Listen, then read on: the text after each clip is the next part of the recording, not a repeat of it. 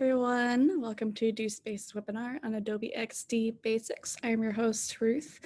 I am Community Learning Specialist here, and I'm ready to guide you here. Just to let you know that we do have chat on Zoom. If you want to ask any questions there, you can just type them there anytime. I'm willing to slow down and go back to review any points. And if anyone in Facebook asks a question on our comments, like on a comment on one of our posts for this webinar, we won't be able to see it, so you will have to log in into Zoom.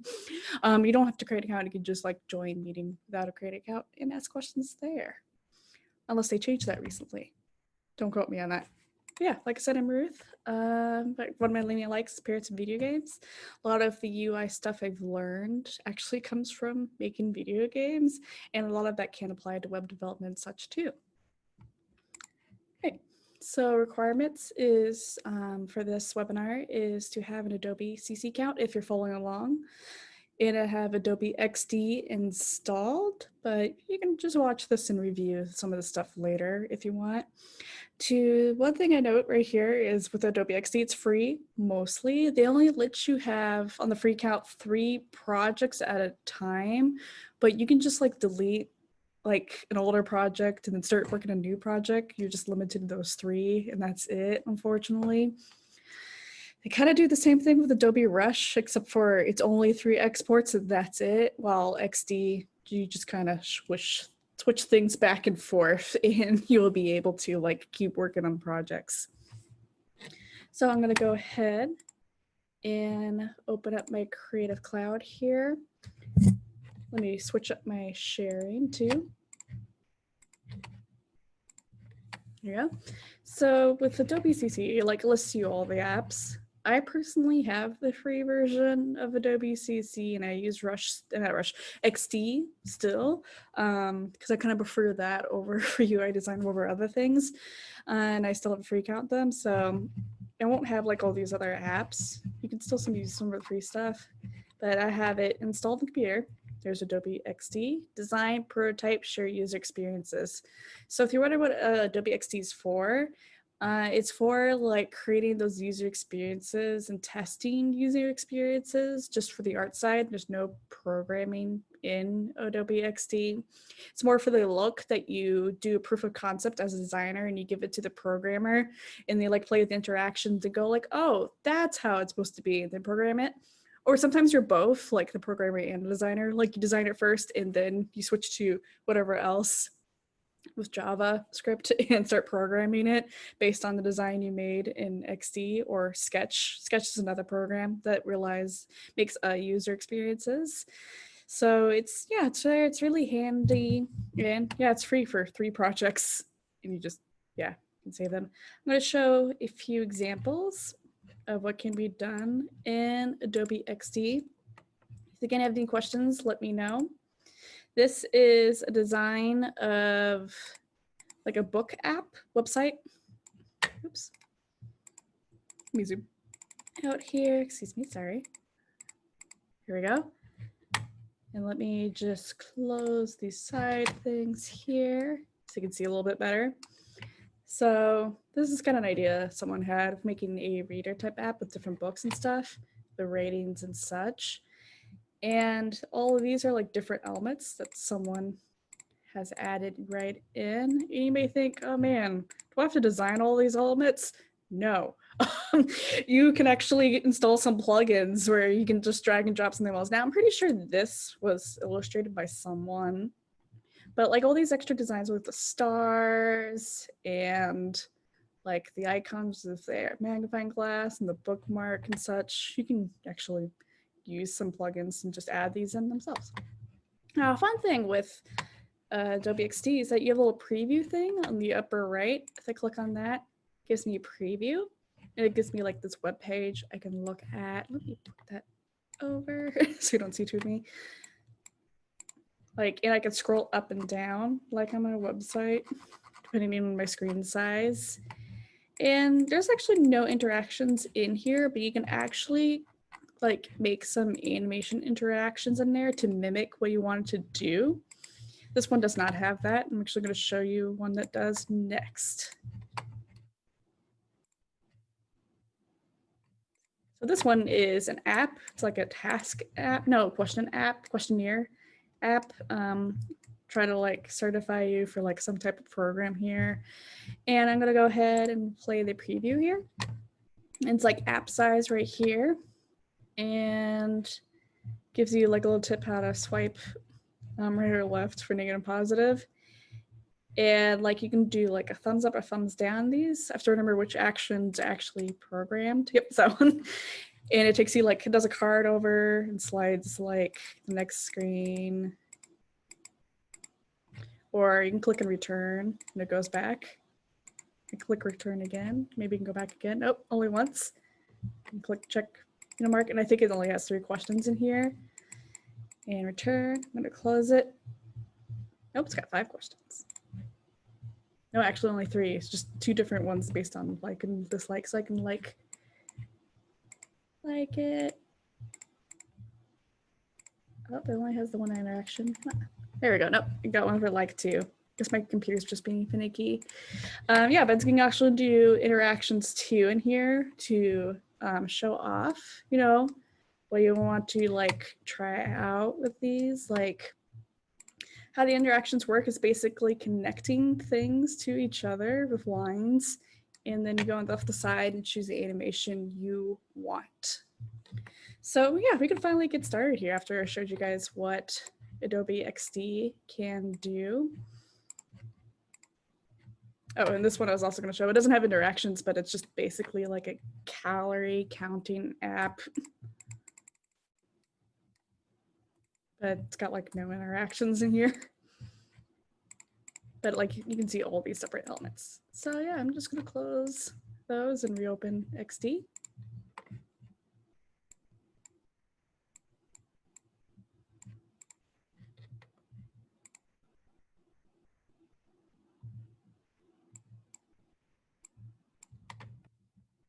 Yeah, I'm just got a question what I'm looking at. Yeah, okay. So when you first open XD, I just opened a project, so you didn't see this page at all first. But when you open XD, you have, let me full screen this. You have like different options what to start with. Your projects right down here, add-ons you can add in, but first you just start with like this little bit what size you want to go with and some tutorial on the side. Now you notice there's iPhones, web, and custom size. It doesn't look like there's no Android here option here, but if you look right, let me draw a circle right here, the little arrow, I click right on it, I get different size options. Now, Android has way more size options than 360 by 640, but that's just the one that they provide for us. You can try like looking up the actual native sizes and do a custom size if you want. They also have tablets. Actually 2 different sizes for Surface Pro, Android tablet, and a bunch of iPads, web 1920 in different sizes for different websites. Right now they just have like the standards up, and you can do a custom size right over here. So I'm just gonna go with an iPhone here. I'm gonna click on that, and then it creates a project for me. There we go. So it's giving me the tutorial. I'm clicking OK. So if you ever used Illustrator before, this is a vector-based program. It's not raster. Basically what vector means, it is resolution independent. No matter how much you zoom in, zoom out, it will still stays crisp. Raster, no matter, like when you zoom in a bunch, it gets pixelated. So a lot of the tools here work like Illustrator, not all the way, but a lot like Illustrator. So if you're familiar with Illustrator, this might be really easy to pick up. The only thing you really need to learn is how to add some interactions. But if you don't know Illustrator, I can go through everything. So first things first, we got like a thing called like an artboard. It's not really an artboard, but Illustrator is what they call an artboards. But this is our workspace. It's in the size of our device, iPhone XS 11 Pro 1. So this is like our first screen here. And if you want to rename it, you can always double click on it. You can also resize it if you want to by clicking on the board, and you see like these boxes on the side where you can like stretch it out, bring it in, squish it if you want. Just like click on the edges or not. You want to keep it the same size, like proportionally. You hold shift down, left click on the corner, drag out. It gives us like a little clipping for a scroll bar. So if someone's like scrolling up and down, it automatically does that. It's really nice if you choose one of the suggestive sizes. You'll have to add that little scroll bar yourself if you do like a custom size. So a little bit basics here. You might notice I've been zooming and zooming out rapidly. You can hit Z key to zoom in, hold Alt down to zoom out, or you can click on the zoom button right here on the left side. I'm going to focus on the tools right over here. So at the bottom right there, there's zoom. You can hit, it tells you like the quick command key if you hover over it. And you can also do Control plus, Command plus if you're on a Mac, and Command minus and Control plus to zoom in and zoom out. Here we go.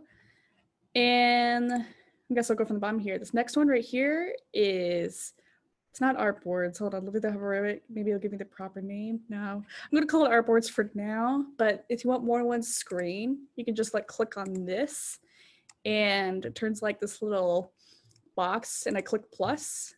Like I just click on the screen, like on my space here, and it adds me another screen the exact same size. Or I can left click and hold down and make like a custom size that way. Yeah, it's artboard. Okay, it is the same name, artboard in there. Yeah. And if I want to delete an artboard, I have to select it with the first tool on the side right here. Select, delete, select, delete. There we go. And then the next tool, bottom, is text. If I get text right here, I can click somewhere in the space or off the space and start like typing. And then I can move it around off the board. Now everything off the board will not be seen in preview. A lot of people just use the space outside of their screen as a workspace to like edit things and then they place them on the screen. So that's what this outside space is. It's just a place to work in without messing up your design in the middle or stop seeing it. So once you type anywhere, and hit enter, actually gives you another line, and you click off, you can like select it. But if you're still in the type tool, you can click on it again and edit the text. There we go. And to select it, I have to grab that first selection tool. It's just called the select tool top. V is to get it quickly. And I can move it around. And just like the other one, I can make it smaller, big, but the thing is there's no other little circles around for me to change the size. It will only change proportionally, size proportionally in XD. I can't like squish it and stretch it out. I have to like make each letter separately. You also notice on the right side here, there's like some extra settings over here. Like if I go back to magnifying glass, there's nothing really different here. These settings will always be the same with, well, almost. Looks like with our boards not, but for most of the other things, the settings will be the same on the right side here, except for artboard where you get more options actually for different sizes if you want to add some screens with particular sizes. Now, one after that is the pen tool. If you used Illustrator before, you might know how to work this already, or Photoshop. Basically, it lets you create shapes and edit the paths and create a whole weird shape right there. You can like grab the points, grab their anchors and change the curves here. So I'm just going to grab this, try to kind of make a heart here. You can also hold shift down and it aligns different points. You can see like a blue line here. Let me zoom in, delete, grab another one. So I can make a point here. Like pen tool takes a bit to practice. Oh, that's one weird looking heart, but I'll work with it. Yep, there we go.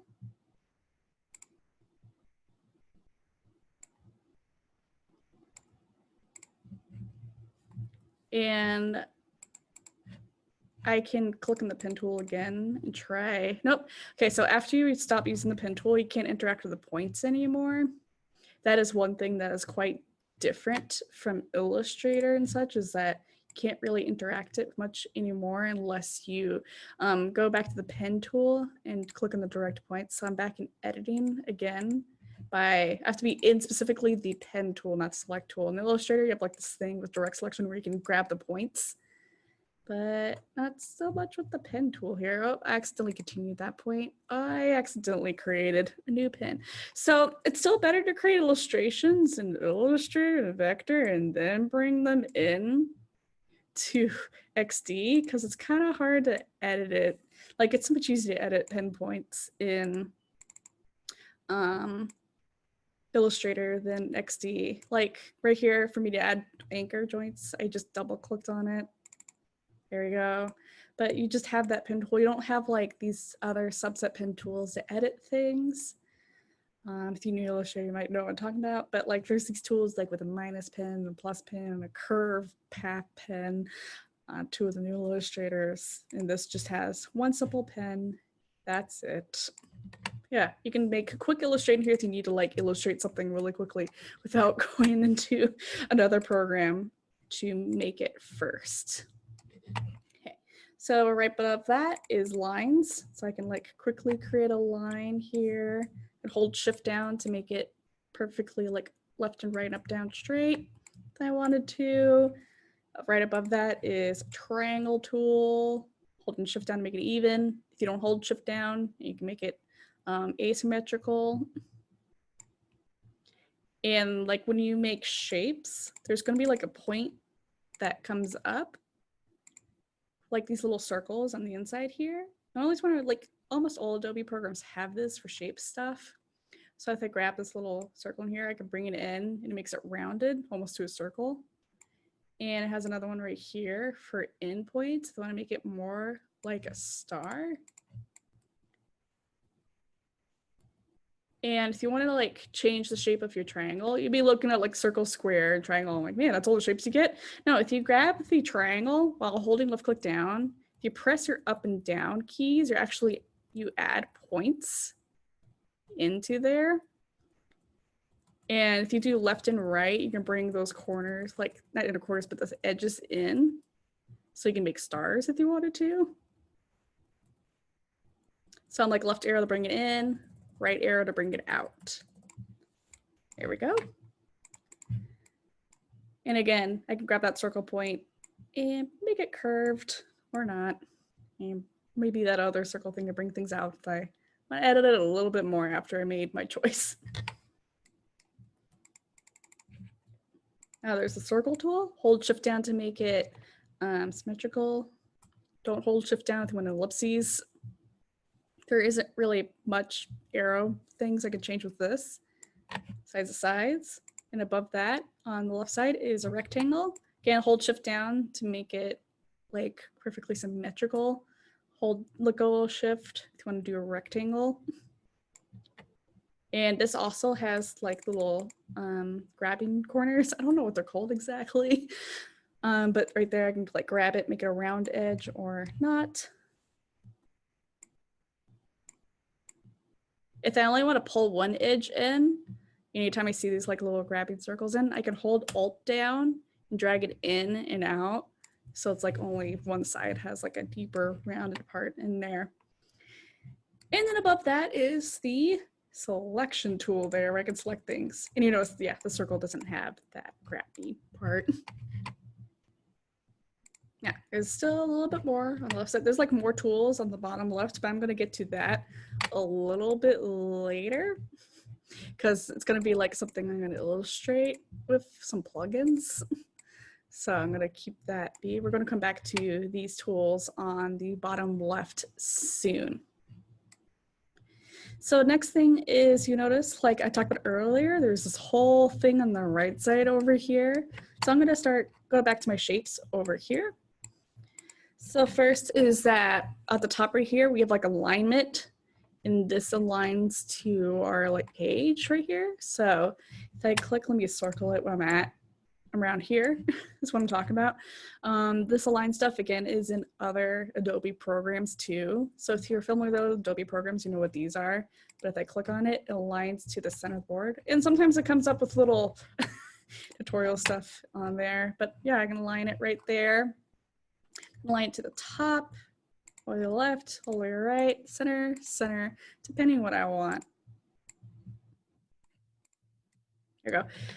And also align it to other objects, but you have to align like another object selected.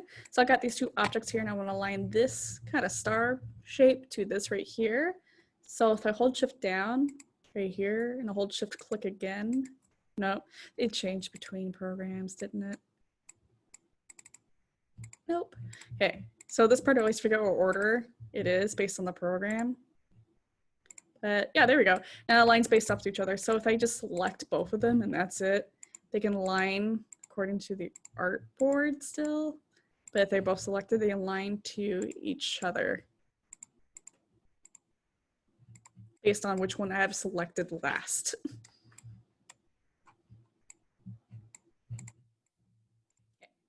So next thing in here is there's this little repeat grid thing and some like weird squares next to it. I'm just going to show repeat grid first with, I guess, hello that I had earlier. I'm bringing it in over here. So repeat grid makes it like basically a grid with pre-repeating objects. If I click on it, it becomes like a group rig. And you notice this became green. Let me click on group. It's blue right there for me stretching out, but I click on group to group grid, turns this little green thing. And then it's got like these little sliding arrows on top and bottom. If I drag it down, it repeats that object right in there. And like you might see this little pink thing highlighting down. That is the spacing between each hello in here. So I can like click on it and bring it in. So I'm hold left click down and dragging it in if I want something closer together, or I can drag it all the way out if I want it like super spaced. And I can like expand this however I want to. Here we go. And let's say I want to change some of the words in here. So I have to grab my text tool. Maybe I want to change this one to goodbye, except for not enough room.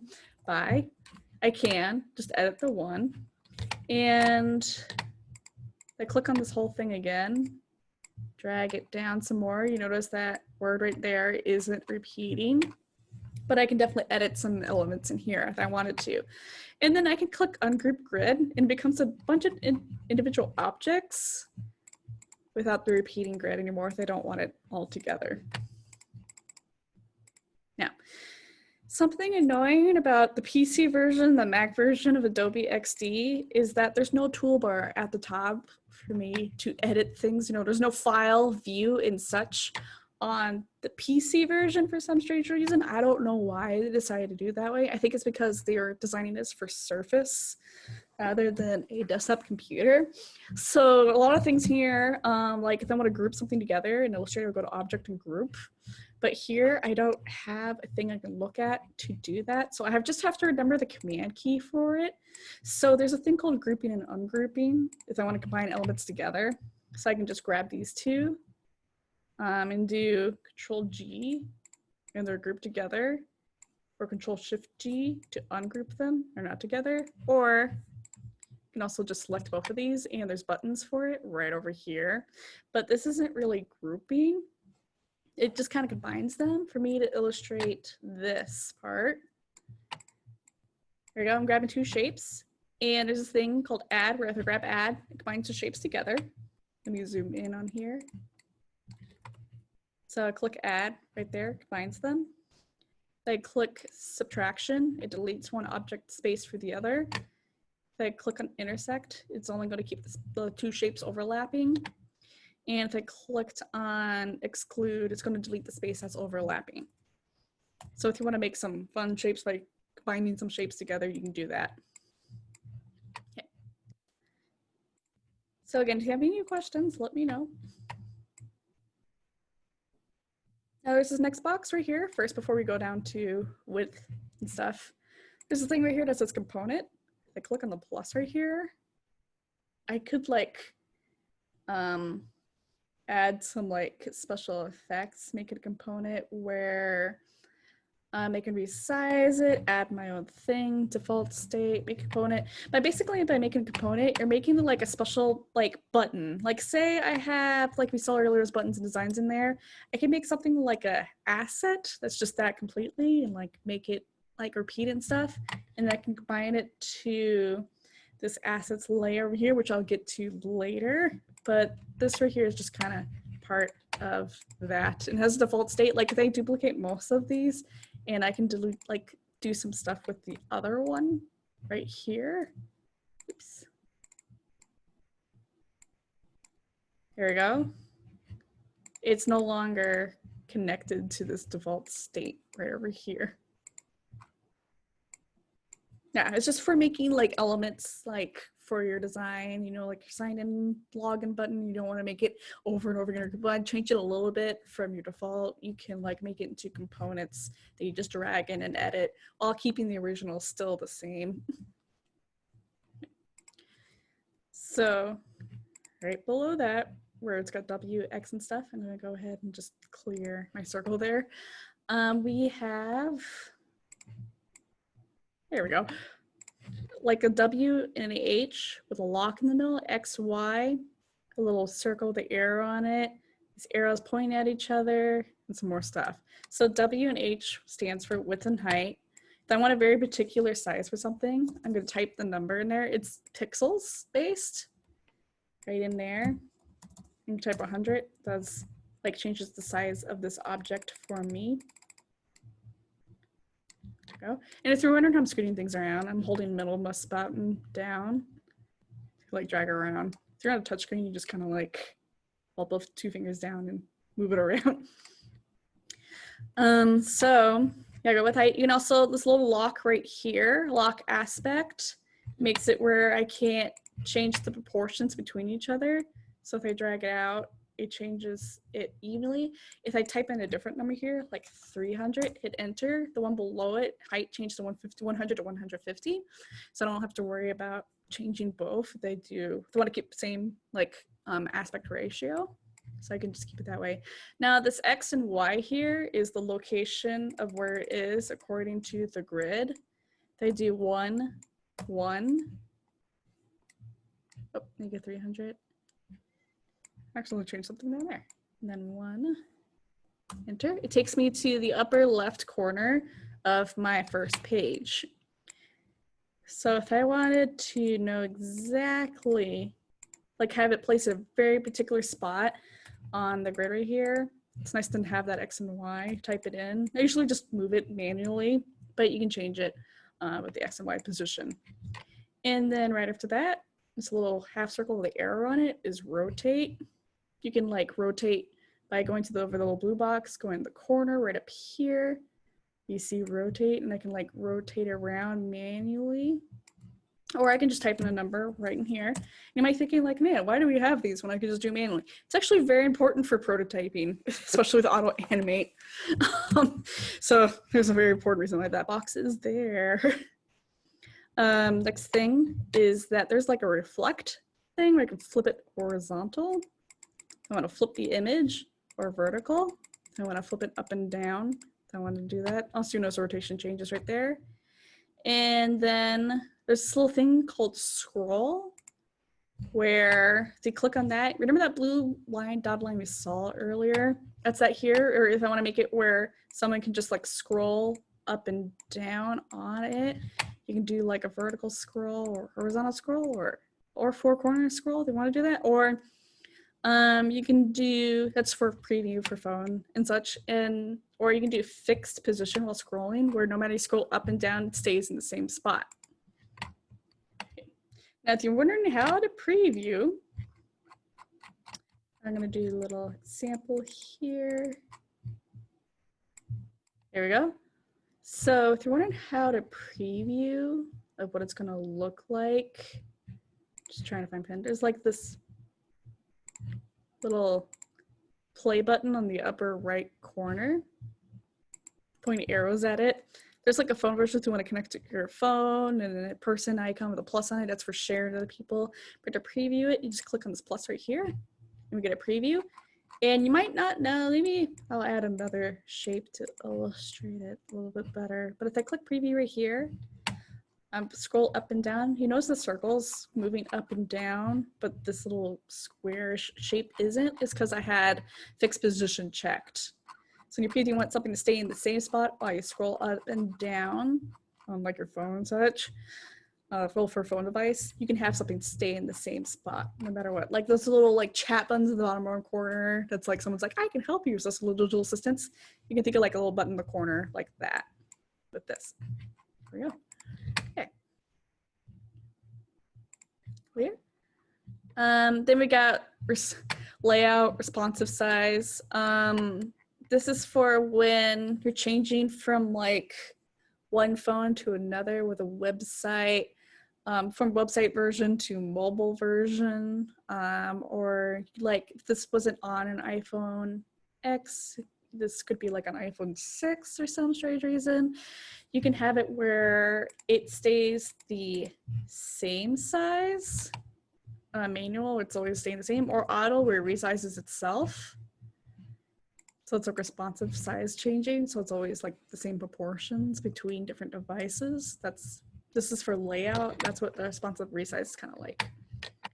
Okay, next thing here, right below that is appearance. Now this is where you get to decorate things and make things pretty. I have somehow added it in the shape. There we go.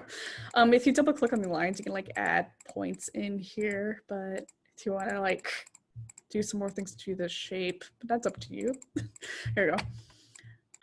So scrolling down, we got appearance, there's opacity. I can't really illustrate that until I add a color. So below opacity blend mode, there's fill and border. So just like illustrating other vector programs, you got something for an outline and something for the fill. So if you double click on it, or just click on it once, I'm used to double clicking, you can change the color in here, or you can change the hex number down here if you want, or you can do a gradient. So if I click on the top of solid color, if there's an arrow next to it, I can do a gradient if I want. It gives me the option to like change the direction of the gradient. Like there's an arrow going from the left to the right. I can left click it and drag it out. There we go. Or I can do a radial gradient, which is more of a circular gradient. And I grab that arrow, dragging it out, and I can expand it, make it oval shaped or circle, depending how I want it. There we go. And I'm just gonna make this kind of a solid color here. There we go. And you notice there's like a check mark on the side right here. So if I click on the check mark, it gets rid of the color fill. If I click on the border, it gets rid of that border. And if I click this like little color picker, if you wonder where the color picker is, it's like right next to the color options instead of like a tool off the side. So if I want a specific color, I can click on that, and then it like zooms in and helps you point at different objects. This is the part where it gets kind of rastered for some strange reason, when it actually is vector. So I can like pick this blue, come on blue. There you go, I got that blue from right over here. And now I can finally show back to the top with opacity here. So opacity up here just makes something more transparent. So they bring opacity down 30, and then I overlay it so I can make something transparent and kind of see through if I wanted to. Right below that is blend mode. So again, to use another Adobe program, you know a little bit about these, but they just changed the property of how it overlays on like other objects. They want to do some funky like blend modes here. So there's overlay, you can darken that area, darken, multiply. This is something you just have to play with to learn what it does. Like lighten to lighten the area, soft light, hue, just depends on what you want.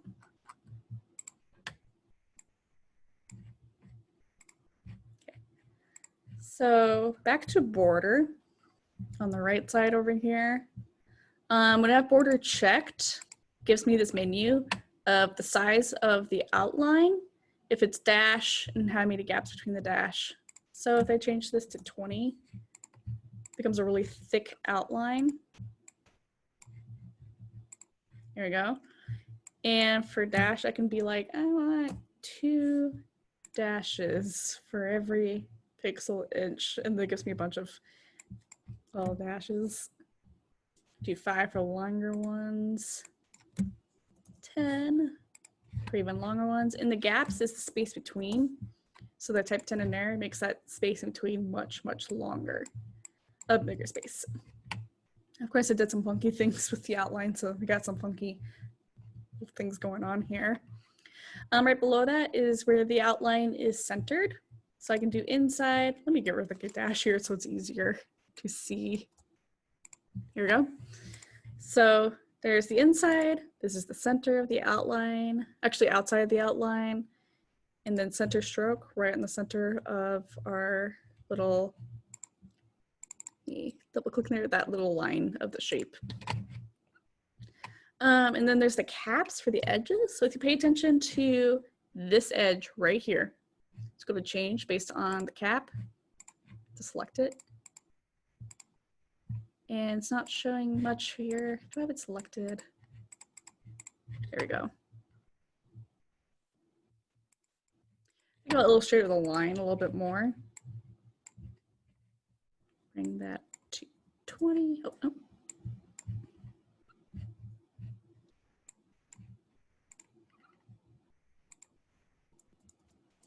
There we go. If I select this object right here and change, yeah, there we go. Then cap of the stroke, you can go from rounded to square to a much shorter square, depending on how you want it. And here, now back to here, this, oh, it's a corner, that's why. The corners will change based on which options you choose here. I can have round corners I want, sharp corners, or corners that cut short for some strange reason. You can do it that way. And then after that, a shadow. If you want to have like a shadow show on overlaying an object. So it's kind of hovering. You notice a lot of buttons online have shadows. Not all of them, but tons of them. And you can change which way the shadow points. B is for blur over here. They do like 1. Makes it like a super thick outline. I'm going to zoom in here. Oops. It's too much. There it is. So I got like a shadow there, no shadow, shadow. Change it 1 for like only 1 pixel blur. If they do 0, it's like a hard shadow there. If they do 10, it's like a very blurry shadow. And I can change the position of where it is based on X and Y. If they do like 100, it'll be like all the way over right here. Let me bring this back to 0 so it's easy to see. There it is. It will be the X. So the X and Y is from left to right. So X0 is 100 pixels over from the upper left corner of our object right over here. And Y is from top down. So if they do like 20, it goes down 20 pixels from the upper left. So you can see like that shadow there if you want to edit with shadows. There we go. And then you can have a background blur. If I click background blur, it makes my object clear and it makes the thing behind it blurry in the shape of that object. And you can change how blurry it is, how bright it is through opacity of the original object. I want to make it like overlay a little bit. This is only for like those moments where like a toolbox pops up and the background's kind of clear, but as soon as that toolbox pops up, the background blurs so you can focus on the object in front more. This is kind of like for those kind of moments. And the last thing at the bottom here is mark for export. So if you want to export things individually, so if a whole page, you can do mark for export and it becomes like this like little thing, a bunch of objects you can export all at once at different sizes. I'll show a little bit more at the end. Okay, now that is basically how you use the main stuff of designing in XD. Now I can finally get to the fun things here. I'm just gonna delete all the stuff here. And that does include that extra tools I haven't showed yet. Okay. So I do have to go off page a little bit here. And I talked about how earlier where a lot of people just don't really make their own elements in something unless it's unique. That's because Adobe itself and a lot of other websites have like UI kits that you just download. So I just, if you just search Adobe XD templates or UI kits, you can find it online free a lot of places. Adobe itself has UI kits. I'm just going to copy the link over. If you want to look at it, but so you can get plugins if you want to add some plugins, which I'll talk about real soon. App integrations. If you want to like share it with other people with different apps and integrate like Jira, and people can like add it in and able to keep track of thumbnails, make thumbnails of the designs you made and put it over Jira for your team and such. And then there's UI kits. There you go, UI kits. So, with all the extra phone icons for the top with charging and stuff, you can get a UI kit for Apple design or Microsoft or for other objects. Scroll down a little bit more, you get your typical free UI kits like, let's go ahead and get the Apple kit. Might be through developer thing. There we go. And it's got like guidelines and a download for Adobe XD. There we go. Got that downloading. And then let's see, presentation, fresh food, UI, Amazon Alexa, UI kit, dashboard, responsive design, fantasy sport, Vito. I'm gonna go with the just standard XD wireframe kits and edit it. So I'm gonna click download there. Yeah, a lot of UI stuff is standardized now. So there isn't much difference between, unfortunately, but at the same time as designer, you can change it up and look cool if you want. Okay. So, oh, that iOS thing downloaded as a Mac file, which won't work on this computer. I downloaded the iOS version. I should have scrolled down a little bit more for, let's see here.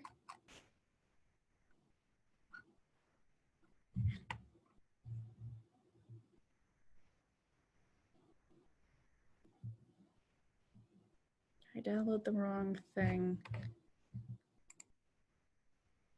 Yes, looks like I did. Yes, it looks like I'm going with Microsoft here.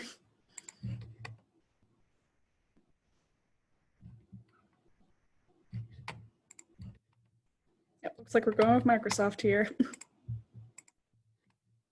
Yeah, and they always come in as like zipped files, so I have to quickly extract them real quick. Keep that one open, and extract all over here. It's always like a thing you have to download and add it in. Double click on this. Let's open another file. A lot of times with the UI kits, I'm like copy and paste it over from another thing. It's loading. So I'm just gonna make a typical login screen here.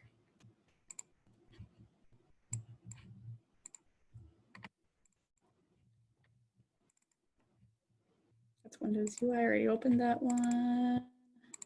There we go. Which one's newer? Oh, one's for mobile. Let's open the mobile one.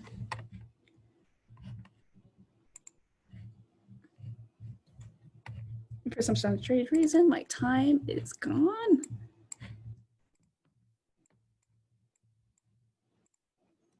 There we go. Okay, I'm just gonna make a new project here. Discard.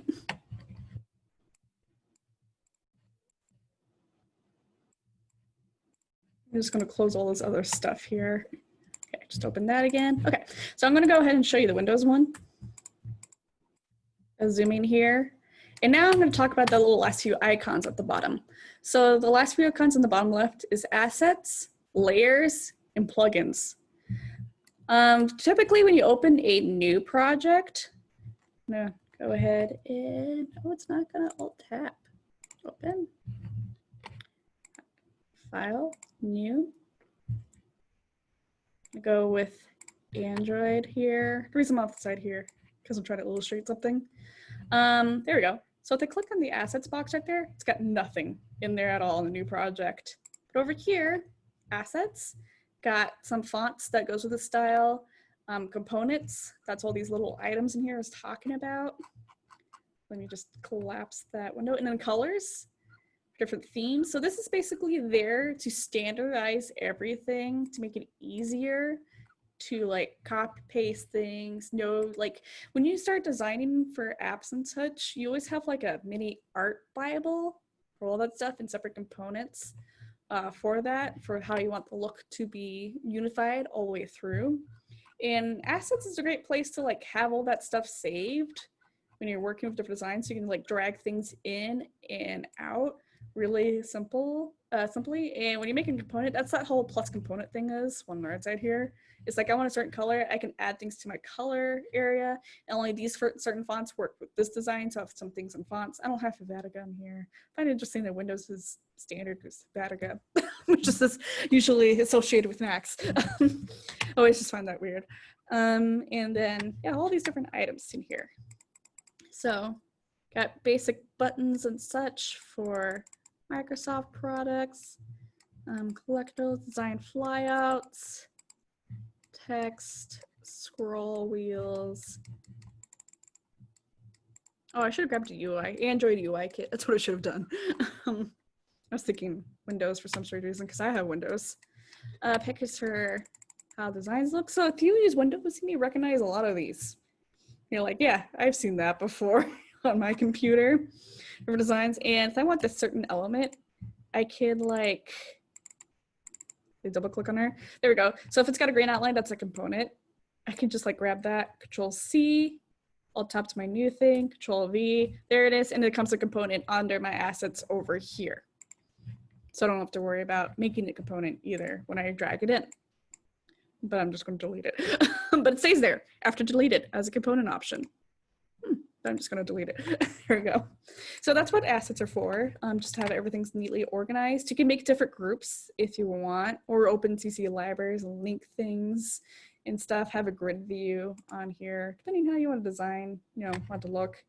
And below that is layers. If you know anything, again, about Photoshop or Illustrator or Adobe products, it's just like layers there.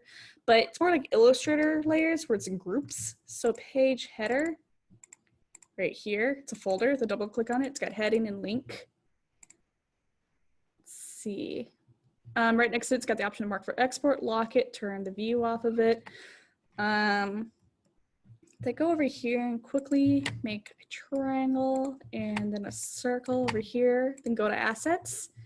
It comes up as different objects right here. That last, it's layers. Under here is different objects.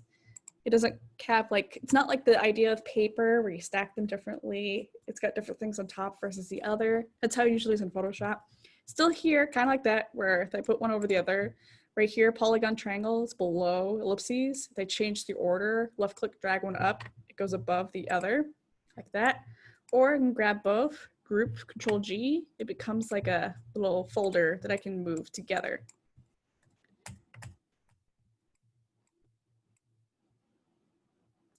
A tree. So I'm just going to close this Windows one because it's actually kind of useless to me. And then I'm going to go over to this UI one that I downloaded, which is way more useful to me. This is just all typical UI stuff. And there's the icons, you know, the same nice icons we can use, copy and paste them around. Different types of fonts. Yeah, if you look at the left side here, you got all the different type of character styles, components, different titles, buttons in here, some UI elements and such, a map, if you want a map in here, like tons of stuff, like a lot. You don't have to go to Adobe XD to find like templates to work with. You can like do XD Guru or other websites and download free templates. Like a lot of people just kind of share that stuff with each other. They don't share illustrations and original design concepts, but they share the unified things. Okay, last thing, plugins. Okay, so plugins just makes things nice and easy. That's what I have to say for XD. So plugins are just like little tools that we can add in to do stuff. UI Faces is probably a really good popular one. If I install that, there we go. It just installs directly. So let's go to plugins. There's my list of plugins. And if I click on it, it tells me how I can do. So select one or multiple shapes you want to fill with avatars. I'm gonna go to my other one here. I'm gonna delete these two, grab a circle, and then maybe duplicate it. If you wonder how I copy and paste it, I just Shift Alt next to it and dragged it out. And XD also has this grid thing for alignment, snappy, where it tells you exactly how many pixels are in between each thing. And of course I have snapping on, there we go. And then I select both of these shapes. There we go. And then, oh, I'm on the wrong thing. So I go to plugins down here, UI Faces. You have different sources you can add in. I'm gonna do random user, apply randomly, UI Faces working. And there's my faces for profiles. And of course I can change the style and such, get rid of the outline here, stuff like that. So there's a lot of plugins like that with integrations. You can add them, try and play them out. So now I finally get to the prototyping part. And I'm just gonna grab some login UI in here. Oh, hey, look, Adobe XD. Oh, that's great. I'm just gonna copy all of this, Control C, and then go over to my main thing over here, Control V. Oh, look. Just gonna move these off the side here. There's my elements. Oh. And becomes components on the side here. Sweet. Okay. Of course, this is a little too big and I could just resize it for Android. Yes, it's giving me tutorial stuff again. Okay. And then I'm gonna grab this. If you want to duplicate a screen, you can click on the name, hold Alt down, drag it out, and it gives you a copy of that. There you go. So I'm just gonna go here and delete the text. Oops. Oh, it looks like, okay. So be careful when you're resizing elements here. This is nothing with resizing manual. So I'm gonna click manual over here.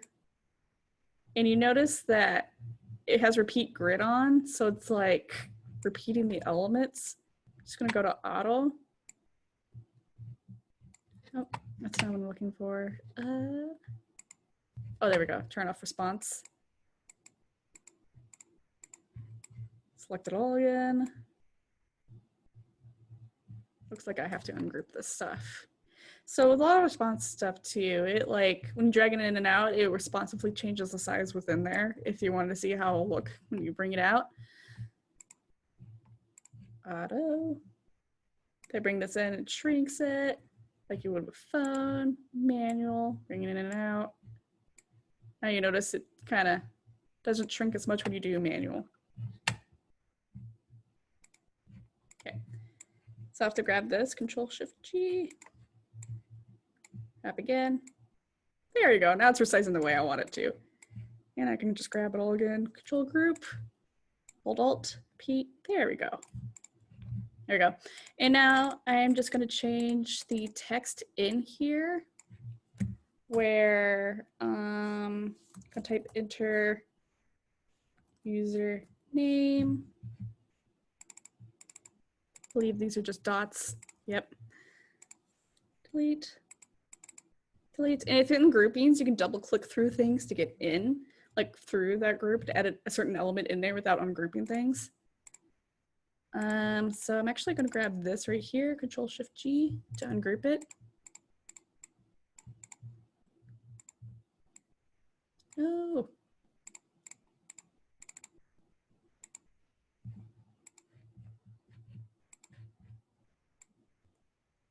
No. Here we go. Hold Alt to copy. and bring it down. And of course, it's back a little bit.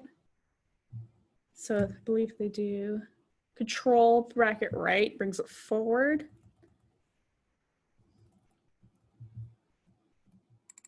I can change this to enter password.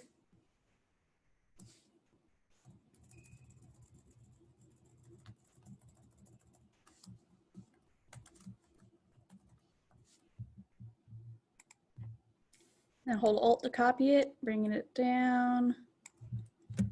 Bring it up a little bit more. Control bracket to bring it forward.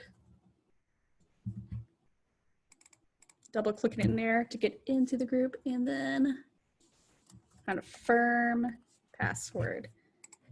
And you may notice usually these are grayed out in color. I'm gonna copy that color right there. Double click on this one. Enter.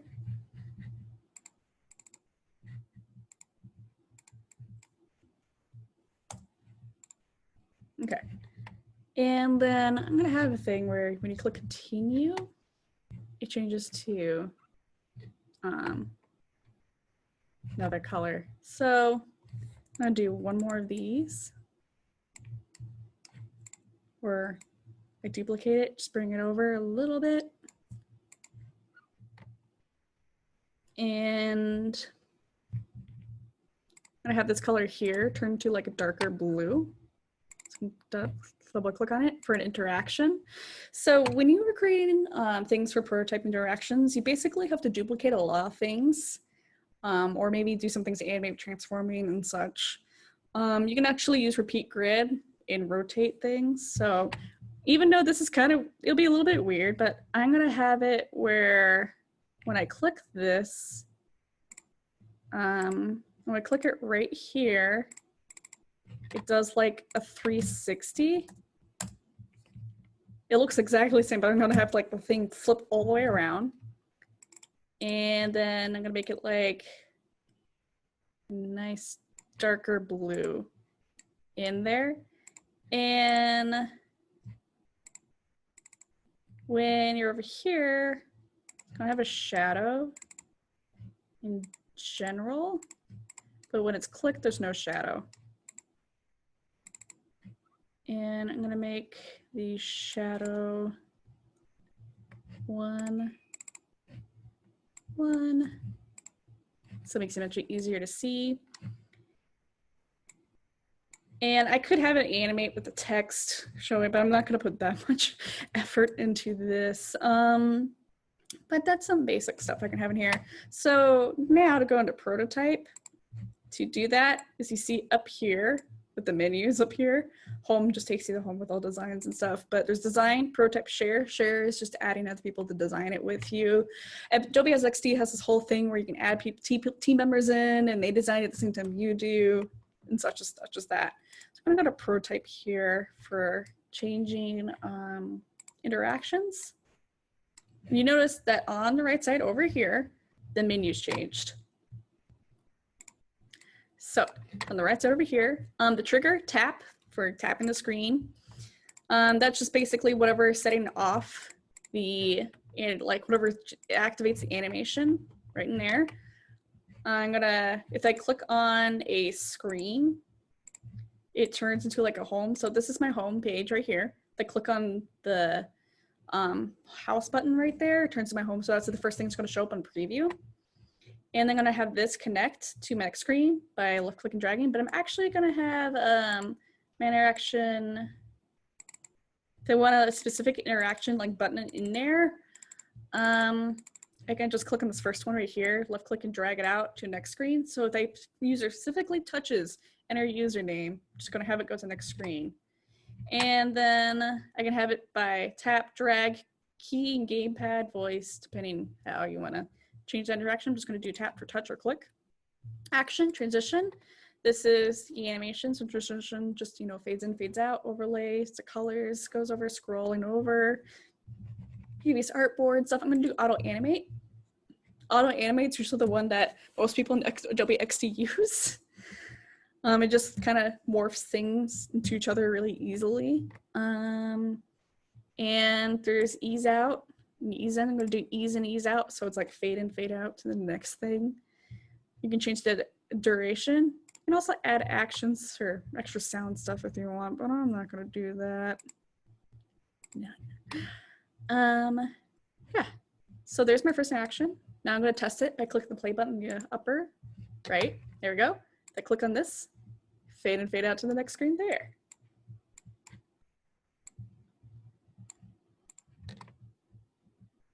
Sorry, my Zoom thing's in my way. I'm actually going to change that interaction to like, see transition, destination 02. The animation is actually going to be slide left. I think that's the right direction that I want it to. Click on that right there. Yep, that's exactly what I wanted. Here we go. And close that. And my next interaction here, I'm going to show you that funky thing with the rotate here. If they click on this button right here, it's going to go to this screen. I'm going to have it tap, auto animate. Here we go. Play. So I tap here. Oh, nope. I'm going to play from there. So you can change the screen it plays from. So enter username, tap, and see, it rotated like all the way around for continue. I'm going to do that again. I'm actually going to change the animation real slow to like 2 so you can see it. Click play. I click this bottom right here, click, and it slowly rotates around twice. Yeah, so that's another way you do it. So do animate. So auto animate basically takes whatever positions at rotation and all that other data and just animates it with the, whatever easing you add to it, ease in, ease out. Basic makes move in and out. I can do a snap if I wanted to. Play. If I click on that, it kind of animates a little differently. You see at the end there, it tilts in a little bit at the end. I can change it to bounce. Play. Click on that. And you see kind of like a weird bounce thing happened as it like tries it go back to set location. So a lot of animations, again, like I said before, if they go to design, takes that data from right over here with the width and height. If I take this and, oops, take this and I like bring it up a little bit and I squish it in a little bit. So I'm gonna go from here, click play, and I click that. It like, you see how it squishes and bounces a little bit instead when I do that. So it's, yeah, a lot of it's based on the information you give it from one element to the other. That's different between the different screens. It's how you can get that to change up with interactions. And when you're done, you'll be like, here, designer, I want to do this thing. And you're like, okay, and then try programming it. Or again, more it's maybe it's for you and you're programming it yourself. Okay, so last thing in here, mark for export. You want to show your designs off, not through Adobe XD, but another program. So if I click this little hamburger icon right over here on the upper left, I can save my project, give it a name like login page. Make sure you save your stuff. Unless you're in the free version, you only get 3 saves. Well, you have 3 projects to work on. You can still save it, make sure it's saved. Going back to the hamburger icon, and to go down here, all the way bottom where it says export, to click on the arrow right there. My computer's slow. There we go. We have a thing called batch or selected. All artboards export to everything. So if I click on this element right here, scroll all the way down, mark for export. If I click on this whole thing right here, scroll all the way down, mark for export. Select over here, go to export and do batch. That's all the things you marked for exported. Selected is the things you have currently selected in Adobe XD. Right now I only have that first page selected. So if I went to export, selected, only export that first page and not the extra button on the side. Or you can just do export all, export everything out. So export assets, when I mark of export, is exporting each of those as separate items instead of all combined together in one image. And I can choose my format, PNG, SVG, PDF, JPEG, how I want it. Export for design, for designers, web, iOS, Android, if you want to have it specifically for something to transfer to a different device. Design at 1x, that's the size to export it as. You want to do like a bigger version, you can. So 4x, if I click on this, it won't let me. Oh, it's because design only does 1x. If I go down to Android, it'll give me all the different sizes for different types of devices. Like if they go to iOS, select assets will be exported at 1x, 2x, 3x. So it's going to give me a 1x version, a 2x version, a 3x version. If I want to get like those individual elements in, import it to a program I'm working in and add those in there. That's where it'd be. But I'm just going to go design. Actually, no, I'll do iOS and show those different sizes. Choose illustrate destination. I'm just going to do standard desktop here. I probably should create a folder. I'm going to go export. Here we go, desktop. And there's those elements right there.